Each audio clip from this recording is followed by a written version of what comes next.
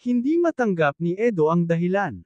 Naiintindihan niya na masakit ang makatanggap ng masasakit na salita mula sa ibang tao, lalo na kung hindi naman ito totoo.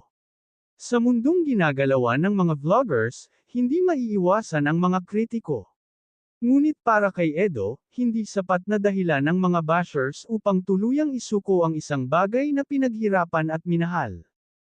Habang iniisip niya ang mga masasakit na komentong natanggap ni Vianzi, nakaramdam siya ng galit at lungkot.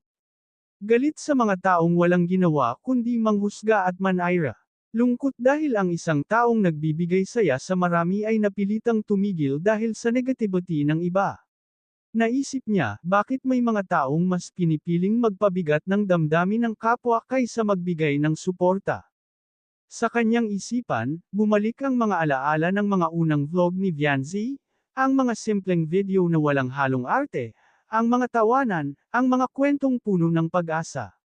Doon nagsimula ang lahat. Unti-unting lumaki ang kanyang channel, dumami ang taga-subaybay, at mas lalong naging makabuluhan ang bawat nilalaman. Ngunit kasabay ng paglaki ng kanyang pangalan ay ang pagdami rin ng mga taong handang pamuna at manaira. Hindi maiwasan ni Edo na tanungin ang sarili, ganito ba talaga ang kapalit ng pagsikat? Sa bawat pag-angat ng isang tao, tila may mga kamay na pilit siyang hinihila pababa. Ngunit para kay Edo, ang tunay na tagumpay ay hindi nasusukat sa dami ng views o likes, kundi sa dami ng pusong naantig at nabigyang inspirasyon. Kaya naman hindi siya pumayag. Sa kanyang puso, hindi ito ang tamang wakas para kay Vianzi. Nais niyang iparating dito na mas marami pa rin ang nagmamahal at sumusuporta kaysa sa mga nangbabash. Gumawa siya ng isang mahabang mensahe, isang liham ng pasasalamat at paghihikayat. Ipinahayag niya roon kung gaano kalaki ang naging epekto ng mga vlog ni Vianzi sa kanyang buhay. Sinabi niya na sa bawat masasakit na salita ay may katumbas na daan-daang pusong nagpapasalamat at humahanga. Hindi lamang siya ang nakaramdam ng panghihinayang. Marami ring taga-subaybay ang nagkomento at nakiusap na sana'y huwag itong tuluyang magpaalam. Doon nakita ni Edo na hindi siya nag-iisa sa laban na ito. Isang komunidad ang nabuo dahil sa iisang layunin, ang suportahan ng taong minsang nagbigay sa kanila ng lakas ng loob. Habang lumilipas ang mga araw, hindi pa rin nawawala ang bigat sa dibdib ni Edo. Ngunit napalitan ito ng pag-asa. Umaasa siya na balang araw, muling babalik si Vianzi, mas matatag, mas matapang, at mas handang harapin ang mundo.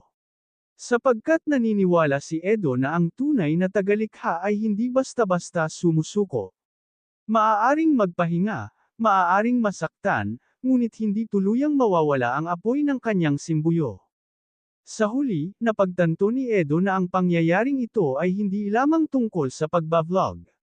Ito ay paalala kung gaano kalakas ang kapangyarihan ng mga salita. Maaaring makasakit ang mga ito, ngunit maaari ring magpagaling. Nasa atin kung alin ang pipiliin nating gamitin. Patuloy na umaasa si Edo. Hindi siya pumayag na maging wakas ang pamamaalam. Sa halip, ginawa niya itong simula ng mas malakas na suporta. Dahil para sa kanya, ang isang taong tulad ni Vianzi ay hindi dapat matalo ng ingay ng bashers. Mas malakas ang boses ng mga taong tunay na nagmamalasakit. Hanggang dito na lang ang update ko mga kalingap, maraming salamat at God bless sa inyong lahat.